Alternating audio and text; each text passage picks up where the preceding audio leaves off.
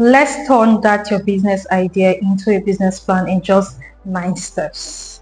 Hello, my name is Sharifa Ahmed and I work with a startup incubator and accelerator, and by the end of this video you're going to have a foolproof business plan for your company. So you will need to start with an executive summary. Comes first but is usually written last. Now what you need to do is get a notepad and a pen, do a quick introduction of your company, who you are, what your business is about, why it matters, who your target market is, and what's your long-term goal.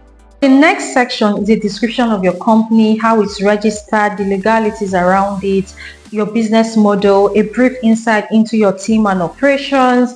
It's the foundation of your business plan, so you have to make it count because this provides clarity and a basis for other sections you're going to add to this plan. The next section is your market research. Who are you competing with? What's the gap in the market that you're trying to fill? What are they not doing that you're trying to correct that can make the service even better? And who is your target market? Next is your organizational structure. What's your team structure? Who is on your board? Who is on your management team? Who are the people that are going to contribute in making you actualize the goals of the organization? Your organizational structure is really important, and you have to make sure that you put in quality people in your team, because the truth is people invest in individuals and not necessarily the idea. Then you have the product and service. This is a description of your service. What's the benefits? What are the features of the service you're coming to deliver or your product?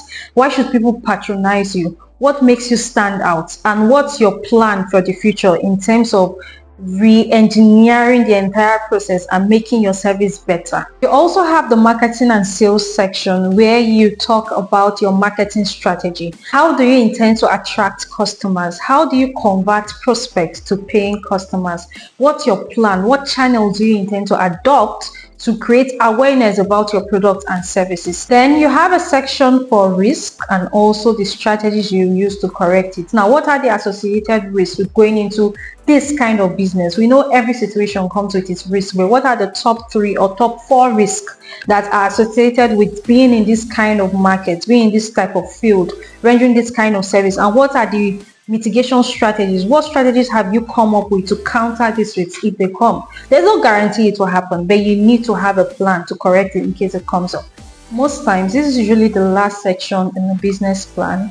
It's the financial projections. Now, this is where you do the maths and where you show your workings, right? You most likely need a finance expert or someone that is knowledgeable when it comes to finance to guide you through this process. Now, this is where you put your revenue model. How do you intend to generate cash? How do you intend to generate revenue from all the strategies you've put together? What's your projections for the next 3 to 4 years in terms of cash flow? How do you intend to make money? How do you intend to expend the money?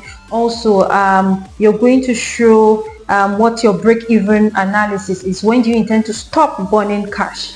Because we all know most times businesses don't start off profitable, but when do you intend to break even in terms of the capital you've invested into this? When do you intend to start making profits?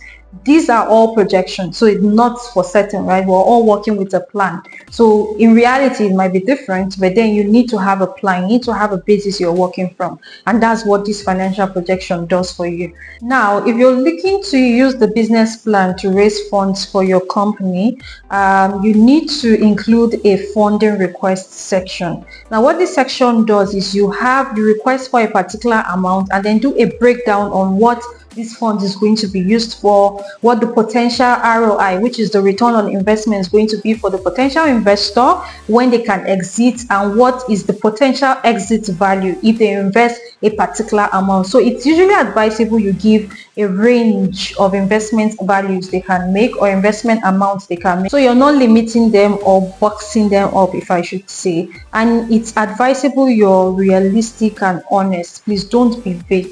This is money we are talking about, cash we are talking about. Don't try to be vague or ambiguous. Make sure you're clear and specific and they understand what your ask is. And that's it. With these few steps, you've turned that idea into a viable business. Now I need you to go pitch with confidence, and remember, perfect is the enemy of done. Start where you are. If you found this helpful, please share with your friends, comment, like, and follow for more tips. Bye.